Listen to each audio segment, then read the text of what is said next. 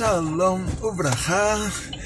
Nossa aula de hoje é sobre a importância da reclamação. Então, nós vemos que na Torá encontramos duas categorias de reclamação. Uma categoria que por causa que alguém reclamou, isso foi mal visto, ele ganhou um castigo por ter reclamado. E outra categoria é que por causa que alguém reclamou, ele foi muito bem visto, ele fez uma grande alegria lá em cima, e ele ganhou uma grande recompensa por ter reclamado. Então nós entendemos assim, que quem não reclama não ganha. Ou seja, algumas leis na Torá, como a nossa Parashá nos conta sobre Pesach Sheni, ou todo um assunto de Pesach Sheni, ele veio por causa de uma reclamação. E outros assuntos na Torá também, nós vemos que realmente a reclamação ela é importante. Hashem, Deus, ele quer que a gente reclame. Só que tem uma reclamação que vai ser uma reclamação positiva, que é isso que Hashem quer da gente, que a gente reclame, ele fica feliz em nos ouvir reclamando. E tem uma reclamação que muito pelo contrário.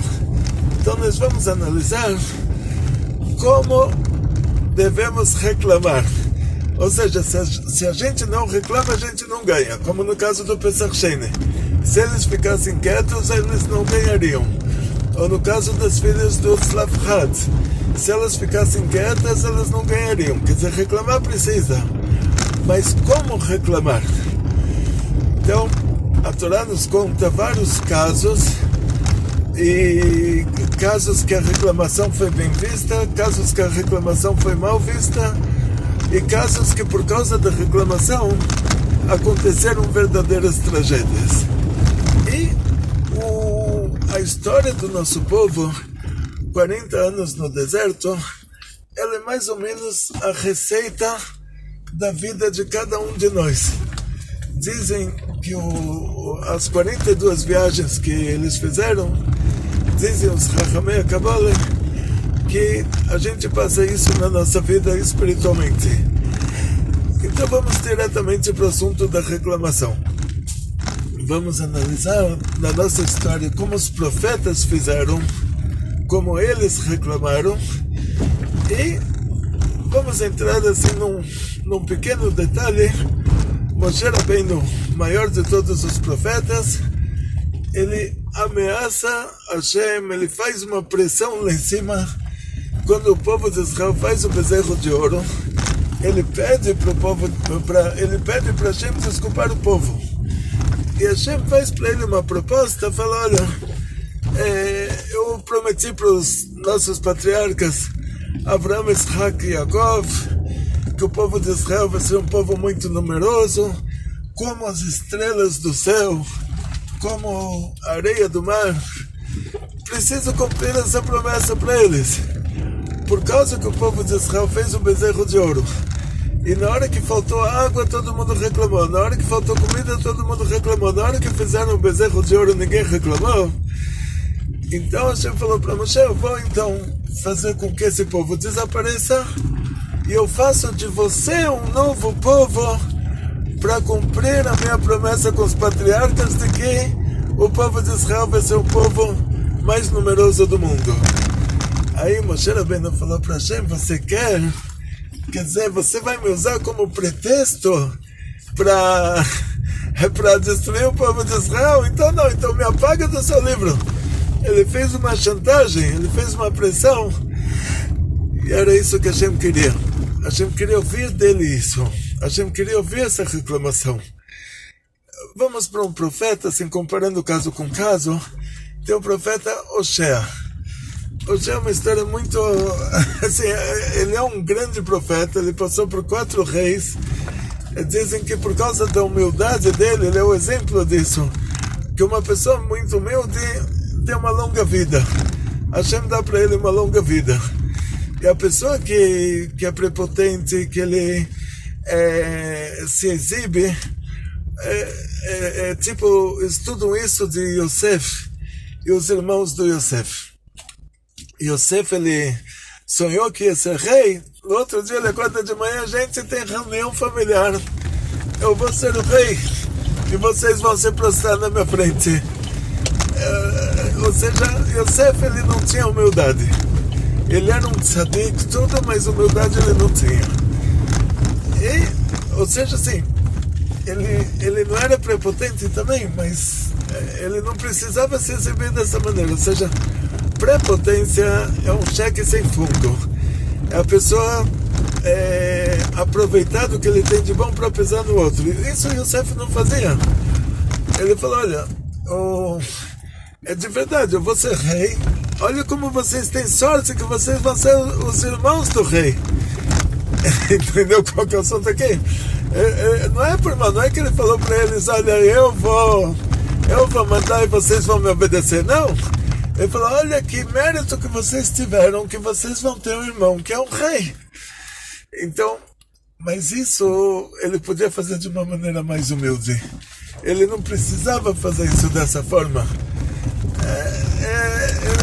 Ele sonhou que ele vai ser rei, mas ele não era obrigado a contar o sonho. Não é que no sonho a Hashem falou para ele, olha, acorda de manhã, reúne todos os seus irmãos e conta para eles que você vai ser o rei. Então, aí que entra a humildade. A diferença entre a pessoa ser humilde ou não ser humilde dentro da Kedushá, dentro da santidade, está nisso. Se ele precisa falar que você vai para o médico, o médico tem que te falar, olha, eu vou te receitar tal e tal remédio, e você toma, porque eu sou médico, eu estudei, eu sei o que esse remédio vai fazer de bom para você, e infelizmente eu também sei que se você não tomar esse remédio, o que vai te acontecer? Então você tem que confiar que eu entendo melhor do que você. Mesmo que você chega para o médico com um estudo do Google de 10 páginas de search, e você fala para ele, olha, eu tenho isso, remédio para isso, tudo você puxou do Google. Ele vai falar, não, eu sei mais do que você, entende? Aí, isso já é necessário, quer dizer, agora, o que é chamado de falta de humildade é quando a pessoa expõe uma coisa, uma grandeza dele que não tinha necessidade de expor. Ou seja, assim, o médico te fala assim, olha, eu sou médico, você é o paciente, eu vou te receitar um remédio, você toma. Se você tem uma opinião diferente da minha, vai se consultar com outro médico, mas não se consulta com você próprio porque você não entende do assunto. Pode se consultar com 3 médicos e pegar 2 opiniões entre 3, mas contanto que eles sejam médicos. E então isso não é uma falta de humildade, isso ele está sendo objetivo.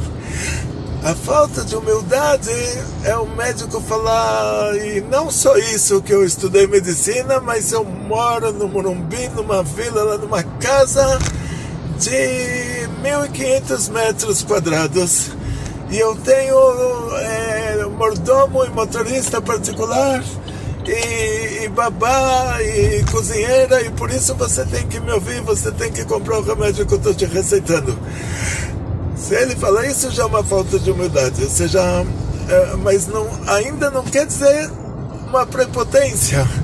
Prepotência é ele falar, olha, e você é um coitado que mora não sei onde, e você não pode se comparar a mim. Isso já seria prepotência. Ou seja, vamos assim fazer uma conclusão. A pessoa tem que ser objetivo. Então, Avraham Avinu ensinou pessoas que não podem rezar para idolatria, tem que rezar para Hashem. E Avraham Avinu, ele era humilde ao ponto de as pessoas antigas, eles rezavam pro pó grudado nos pés, que eles achavam que aquilo era divindade, coisa como na Índia de hoje tem Deus para tudo, né? Então Avraham Avinu, em primeiro lugar, ele próprio lavava os pés das pessoas antes de colocar eles dentro da casa dele, que ele não queria que entrasse idolatria na casa dele. E ele não sabia quem era a pessoa que vai rezar pro pó que está grudado no pé e quem não era, então ele lavava os pés de todo mundo pessoalmente. E ele fez isso para os anjos também, daí chega essa história até nós. Ou seja, assim, ele por um lado, ele recebia as pessoas na casa dele com a maior humildade. Por outro lado, ele ensinava eles que, olha, você está rezando para a estátua, você fez um erro de avaliação, você está equivocado, desculpa, você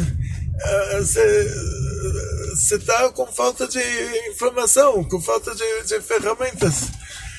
Então, a humildade não é você falar para a pessoa o que é certo e sendo que você sabe o que é certo, você está ensinando para ela o que é certo.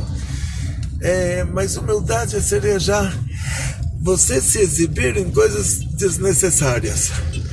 Então, vemos, a Gemara nos conta sobre esse profeta, o Oshea, que ele era uma pessoa muito humilde, e estudamos de Yosef e seus irmãos, que Yosef ele se comportava com muita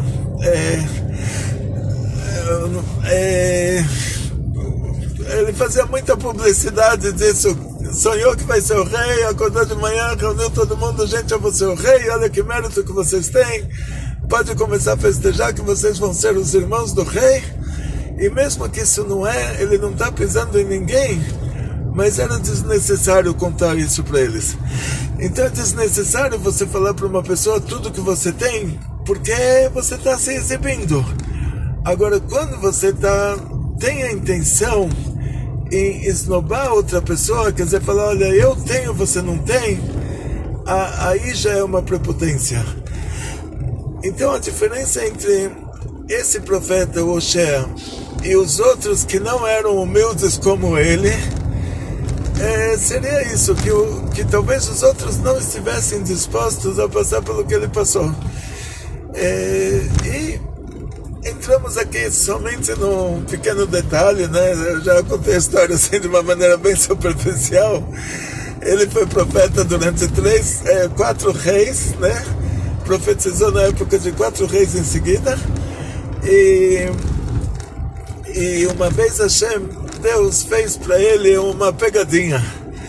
E falou para ele, reclamou para ele. Hashem reclamou para o profeta, falou, olha, o povo de Israel está se comportando errado, estão fazendo idolatria. Aí, o que Hashem queria dele?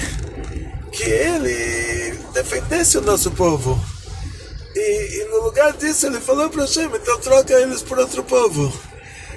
Aí Hashem falou para ele, então vamos, toda a profecia para ela descer para o mundo, precisa fazer uma ação. A gente está no Olam Ha'asiyah, no mundo da ação. Precisa fazer uma ação material.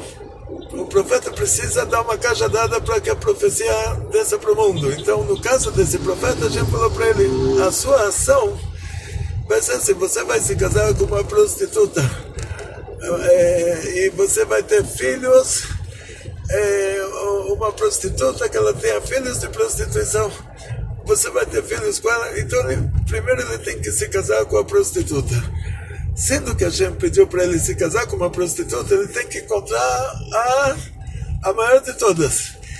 Então ele consegue encontrar a Gomer Bat Dvalim, esse era o nome dela. Ela era uma prostituta, filha de uma prostituta, ela tinha filhos com os clientes.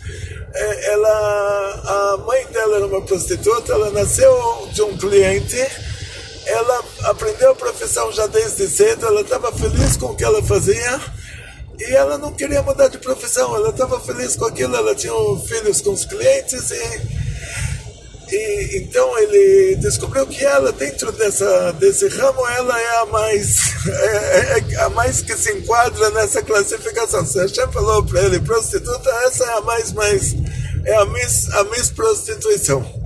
Ele fez para ela uma proposta de casamento, sendo que tudo era lá de cima. Aí, milagrosamente, ela concordou, porque se ela estava feliz com o que ela fazia, agora ela não iria se limitar, ela já tinha uma necessidade de ter todo dia não sei quantas pessoas com ela, mas aí, por milagre, ela concordou, sendo que tudo isso era ajuda divina. Aí ele vai ter o primeiro filho com ela, Hashem fala para ele, esse seu filho, você vai chamar ele de Israel, porque Hashem vai espalhar o povo de Israel no meio de todos os povos. Aí começa a profecia do exílio das 10 tribos, que vai culminar com isso que o nosso povo, eles viram Goim, eles vão virar Goim, e depois quando eles voltarem, a gente vai falar, uau, tem 1 bilhão de judeus no mundo, eu não sabia, eu pensava que eles eram japoneses, e Indonésia, e Malásia, e vai saber mais o quê. Então ele continua assim, continua essa profecia, que Hashem fala para ele ter o outro filho e chamar o filho de Lo Ami, não é meu povo. E Hashem falou para ele, da mesma maneira que o seu filho se chama Lo Ami, não é meu povo, o povo de Israel não vai mais ser o meu povo. Ou seja, as 10 tribos vão se espalhar e vão virar outros povos. Depois Hashem pede para ele ter uma filha e chamar a filha de Lo Nuhama, porque Hashem diz para ele, não vou me consolar, não vou voltar atrás. E depois Hashem fala para ele, agora divorcia a Gomer Bat Valim. Aí o profeta falou, eu não posso, vou divorciar minha mulher, vou quebrar a família, não posso fazer uma coisa dessas. Mas nessa etapa ele falou, não posso. Mas não na primeira etapa, quando Hashem falou para ele, você vai se casar com uma prostituta, ele não falou, não posso. Isso demonstra a humildade dele, que Hashem falou, ele não discutiu. Agora, para quebrar a família, ele falou, não posso, e era isso que Hashem queria ouvir dele. Hashem queria ouvir dele, agora você está reclamando que eu te pedi para fazer uma coisa dessas, e na hora que eu falei para você que o povo de Israel não está se comportando bem, você falou para mim divorciar eles. Aí eu divorciei, fizemos já a profecia, já vai acontecer. Agora você, para que isso aconteça, você tem que fazer essa ação material, para concluir. Você tem que divorciar ela e aí a profecia desce para o mundo. Aí o profeta falou, não, isso eu não sou capaz. Quebrar a família eu não vou quebrar. Aí a gente falou para ele, então agora que você entendeu o raciocínio da coisa, então vamos desfazer essa profecia.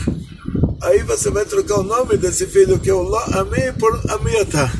Não é meu povo, por meu povo é você. E aí causa com que, mais futuramente, agora em breve, em nossos dias, as 10 tribos, eles voltam a ser o povo de Israel. E a gente vai falar, uau, eu pensei que nessa ilha de Banal só tinham canibais, de repente eu descubro que eles são judeus. Então, eu pensei que no Vale do Xingu, aqueles índios lá, descubro que eles são a tribo de Israel perdida. Eles começam a voltar. E aí ele fala, a filha que ela no Hama, aí ela fica no Hama, que Hashem se consolou, e daí para frente continuam os... me perdi, gente. Agora, não, quase consegui voltar para o caminho certo. Consegui, olha, eu já imaginei que estou descendo para outra ponte, mas consegui pegar assim no último instante. E estou sem GPS hoje. Imagina, um caminho que eu conheço 2 vezes por semana, faço esse caminho. De qualquer maneira, voltando para a nossa aula, o que acontece aqui, o que a gente aprende dessa história, diz a Gemara, que quando Hashem falou para o profeta, Hashem reclamou para o profeta que o povo de Israel está se comportando errado, ele fez isso para que o profeta falasse, não, para que o profeta defendesse eles. Esse que é o raciocínio aqui. Tudo que Hashem faz para nós, tudo que Hashem fez para o nosso povo nos 40 anos do deserto, foi por um motivo simples. Hashem deu o man cada dia, só tinha para aquele dia. A pessoa terminou de comer, aí ele já reza, ele fala, Hashem, por favor, amanhã não se esqueça de mim, a minha conta está zerada, não se esqueça de mim amanhã. Então essa reza é o que a gente chamaria aparentemente de reclamação. Quer dizer, eu estou reclamando que já terminei a comida de hoje, a comida para amanhã eu não tenho. Então, a reclamação, a base da reclamação é um pedido que eu estou fazendo para Hashem. E pelo fato de eu fazer esse pedido de uma maneira muito... Estou cobrando de Hashem, estou cobrando dele, estou falando de Hashem. Tem 3 sócios, diz a Gemara, 3 sócios na criação do homem. O pai, a mãe e Deus. O pai entra com a parte dele, a mãe entra com o óvulo e Hashem coloca a alma. Se não tem a alma, o óvulo não é fecundado. Aquilo apodrece e acabou. Agora, tendo a alma, o óvulo se torna um embrião, o embrião se torna um feto, o feto se torna uma criança. Então eu falo para Hashem, quem é mais pai meu do que o meu pai e a minha mãe? Todo mundo é filho de Deus. Se não tem Deus, não tem alma. Se não tem alma, não tem embrião, não tem feto, não tem nada. Então Hashem ele é o nosso primeiro pai, da nossa primeira mãe. Hashem, ele é, nesses 3 sócios na criação do homem, Hashem é o principal. Então eu falo para Hashem, vou cobrar dele.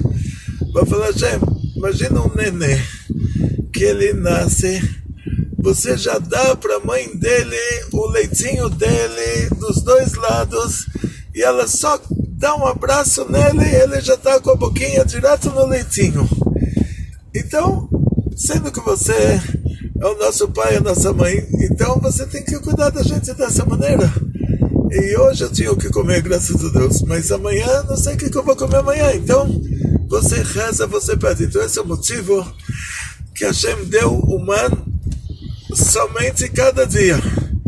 Agora na sexta-feira cai em dobro, porque no Shabbat não vai cair. Para as pessoas que eram mais dedicadas, empenhadas, que estudavam mais Torá, cumpriam mais os mandamentos divinos, o man caía do lado da tenda.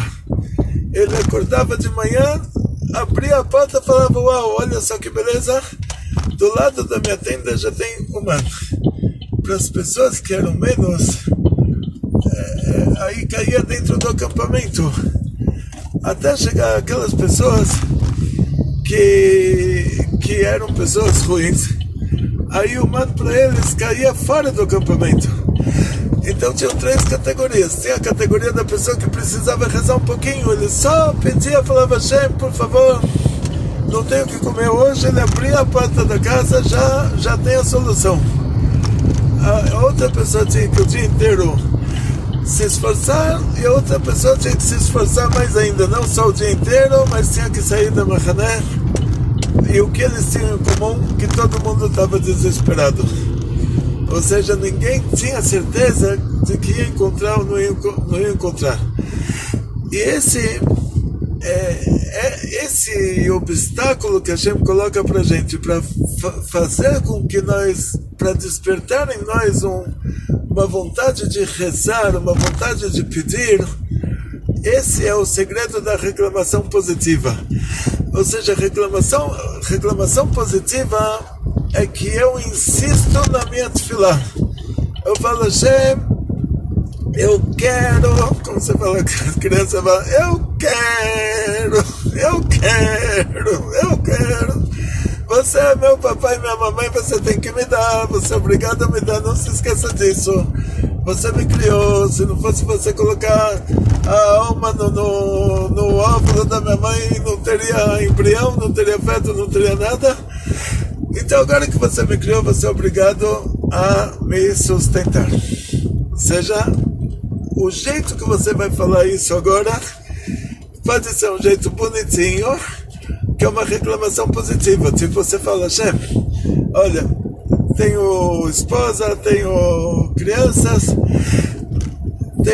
tem pessoas que dependem de mim. Tipo, eu ouço sempre assim, uma pessoa pede para mim rezar por ela, ela fala, Rabino, não é, na hora que você reza por mim, você não está rezando só por mim, você está rezando por tudo que está dependendo de mim. E isso é certo. Então você tem que falar para Hashem, desculpa contar para vocês a história do Rav Slonim, que tinha um Mittler Rebbe, o segundo Rebbe Dovber, o segundo Rebbe de Chabad. Ele tinha uma filha, chamava Menucha Rachel, está enterrada em Hebron. E essa filha se casou com Slonim, Rabino Slonim, e o Mittler Rebbe mandou eles para a Terra Santa. Isso é uma história que aconteceu há 200 anos atrás. E o Rabino não queria ir para a Terra Santa, ele era um grande sábio, e a Terra Santa era Império Otomano, um lugar primitivo, e o Rebbe falou para ele, mas lá você vai encontrar pessoas com almas elevadas. E o que é uma pessoa com uma alma elevada? Provavelmente o Rabino deve saber. Então o Rav Slonim mudou para a Terra Santa, e lá ele procurou pessoas que soubessem muita Torá. Só que saber mais do que ele era difícil encontrar alguém. Então ele achou que isso determinava que a pessoa tinha uma alma elevada, uma pessoa que sabia muita Torá. Ele voltou depois para a Rússia, para Lubavitch, e cidade de Lubavitch. Então o Mittler Rebbe foi o primeiro Rebbe de Chabad que morou na cidade de Lubavitch, e ele falou pro Rebbe, pro sogro dele, o Rebbe, ele falou, você me mandou para Israel, lá para a Terra Santa, que era um estado do Império Otomano, me dizendo que lá tem almas elevadas, e eu não vi essas almas elevadas, não encontrei lá ninguém com alma elevada. Aí o Rebbe falou, então é porque você não sabe o que é uma alma elevada. Então o Rebbe deu um exemplo para ele, falou, olha, tem uma pessoa que ele não sabe nada, ele assim, ele tem uma memória para uma semana. Se você fala para ele, olha, a semana que vem, terça-feira, é uma festa judaica, ele vai se lembrar. Mas se você fala para ele, daqui a 2 semanas, ele já não se lembra. Já é muita coisa para a memória dele. A pessoa não é capaz de fazer nada. Ele plantava qualquer coisa. Não me lembro o que ele plantava. Se plantava batata, vamos dizer assim, a batata lá na Terra Santa é uma coisa bem comum, né? Então vamos dizer que ele plantava batata. Mas se não era batata, era uma coisa bem parecida. Tipo, era uma plantação bem simples que não precisava se esforçar muito, não precisava saber muito para plantar aquilo. E ele vendia na feira, tinha um mercado dos judeus em Jerusalém, tem até hoje lá o Shuk, e ele ia lá na feira dos judeus. É claro que todo mundo comprava lá também, os árabes, mas aquela rua da feira era a rua dos judeus. E depois que ele vendia as batatas dele, ele ia para a casa do Rabino, dava 10% para tzedakah, do pouco que ele ganhava, ele dava os 10% dele, o meiser, e ele pedia para o Rabino falar para ele se vai ter alguma festa judaica na semana que vem. E o Rabino falava, e assim ele voltava para a cidade dele, depois voltava de novo para vender as batatas dele, e um dia ele chega na feira, e a rua dos judeus no Shuk está fechada. E aí ele falou, uau, Deus me livre, é festa judaica. Ele começa a chorar, ele entra em desespero, ele vai para a casa do Rabino, a Rebbe se abre. O Rabino não está, onde ele está? Está na sinagoga. O que está acontecendo? A Rebbe falou, hoje é jejum. Aí que ele entrou no desespero, ele falou, já comi, já bebi, já tomei cafezinho, e agora era jejum, o que eu vou fazer agora? Ele chega na sinagoga chorando, fala, Rabino, o senhor não me falou que essa semana tinha jejum. Aí o Rabino falou, porque na sua cidade não tem, é uma coisa que eu decretei aqui para Jerusalém, para Jerusalém, porque aqui não está chovendo, olha, está vendo, está tudo seco, a gente depende de um poço da rua para pegar água, não tinha água encanada naquela época, e até o poço está secando, quer dizer, Deus me livre. Mas na sua cidade chove o tempo todo, até mais do que precisa. Então, eu decretei o jejum aqui para Jerusalém e não para a sua cidade. Aí a pessoa se espantou. Isso tudo o Rebbe, o Rebbe Dovber, o Mittler Rebbe contando para o Rav Slonim. Aí o Rebbe falou, agora a pessoa se espantou. Ele falou, por causa disso, o senhor decretou um jejum, por causa que não está chovendo, por causa disso está todo mundo sem comer. Aí o Rabino falou, na sua cidade, o que você faz se não chove? Eu falei, o que eu faço? Eu peço para chover e chove. Aí o Rabino falou para ele, então por favor, então faz aqui igual. Se a pessoa saiu da sinagoga, foi se certificar que realmente não está chovendo, ele olha para o céu, ele vê que está nenhuma nuvem a quilômetros, olha para a terra, vê que está tudo seco, e ele reclama. Ele olha para cima, ele fala, como você pode fazer uma coisa dessas para os seus filhos? Eu não deixo os meus filhos passarem necessidades assim, dessa maneira. Como você pode fazer para os seus filhos uma coisa dessas? Ele reclamou. Na hora que ele reclamou, vieram nuvens dos 4 lados, começou a chover. Aí o Rebbe falou, olha, isso é uma alma elevada. É uma alma elevada. É uma alma elevada. Quer dizer, essa alma é uma alma muito elevada. Mesmo que aqui nesse mundo ele nasceu numa família simples e não colocaram ele na escola, e ele nasceu também com os limites dele, tipo, não nasceu assim com muita capacidade, ele nasceu com pouca capacidade, mas a alma dele é uma alma elevada. E o que ele fez? Ele reclamou. Então, o que quer dizer? Que a gente tem que reclamar mais. Que a gente que não é uma alma elevada como a dele, se ele reclamou um pouquinho e já veio a chuva, a gente tem que reclamar mais. Essa é a moral da história. O que acontece que essa a diferença entre esse tipo de reclamação, e aí a gente vai entender todas as reclamações da Torá, é porque nessa história, na cidade dele estava chovendo, para ele não precisava de chuva. Como o Rabino falou para ele, eu não decretei o jejum na sua cidade, porque na sua cidade está chovendo até mais do que precisa. Eu decretei o jejum aqui em Jerusalém, porque Jerusalém não está chovendo. E ele reclamou por quem? Ele reclamou pelo bem do próximo. Ele não precisava de chuva. Ele reclamou para Hashem que Hashem não está dando chuva para os outros. Quando a reclamação é assim, que eu reclamo que eu quero fazer uma mitzvah, eu reclamo que eu quero cumprir um mandamento divino, eu reclamo que Hashem, olha, o coitado não tem dinheiro, não tem saúde, tem que dar para ele muito dinheiro, muita saúde, muitas felicidades. Quando eu reclamo para Hashem, eu peço o bem do próximo, aí não só que a sua tefilá é aceita, que a sua reza é aceita, que essa reclamação na verdade é uma reza, você está rezando em forma de reclamação, você está cobrando de Deus. Não só que essa reclamação lá em cima é bem vista, mas não só que a gente vai dar para todo mundo o que você está pedindo para ele dar, mas você também vai receber muito mais. Também vai ser analisado o que você precisa. Então, a tal ponto que dizem nossos sábios, se você precisa de alguma coisa, procura alguém que precisa da mesma coisa e reza por ele. Que aí, com certeza, você vai ser atendido primeiro. E esse é o segredo. Você quer reclamar, você tem que reclamar. Mas você tem que reclamar pelo bem do outro. Então, você está com um problema em casa, procura alguém que tem o mesmo problema ou pior do que o seu. E reclama, fala, Hashem, como você pode deixar essa pessoa passar por uma situação dessas? Reza por ele, pede por ele, e aí você reclamando pelo próximo é uma esgulá, é uma esgulá, não sei, a tradução para a palavra esgulá em português é simpatia, mas simpatia é uma coisa tão macumba, tão feitiçaria, né?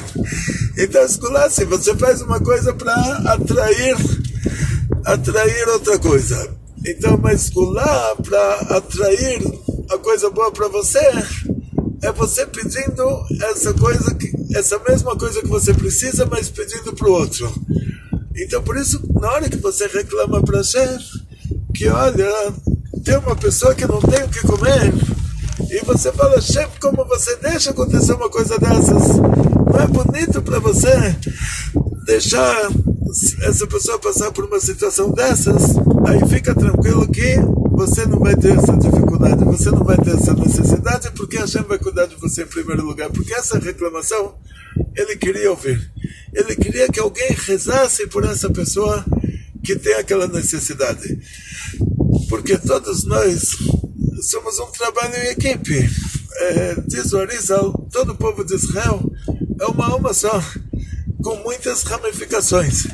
É a alma do Adam Arishon, que o Adam Arishon ele já engloba ele e a Eva, né, o Adam e a Havá, e depois ele tem 600 mil ramificações matrizes que dão origem a milhões e milhões e milhões de pequenas ramificações. Então cada um de nós tem um lado que nós somos totalmente cada um de nós tem uma sincronização com todos os outros. Então na hora que nós pedimos para Hashem ajudar o que está faltando para o nosso próximo, aí quanto mais a gente reclamar nesse caso, melhor. Agora, quando a gente reclama como um animal, tipo, você coloca um osso entre 10 cachorros, cada um vai querer um osso para ele, né? Nenhum cachorro vai reclamar, vai falar, eu queria que o outro cachorro tivesse esse osso. Então, quando você reclama dessa maneira, que você fala, Hashem, por que o outro tem mais do que eu? Aí, Deus me livre, aí não é bom. Aí não só que a gente não ganha, mas a gente é capaz de ganhar uma bronca também. Estou falando delicadamente.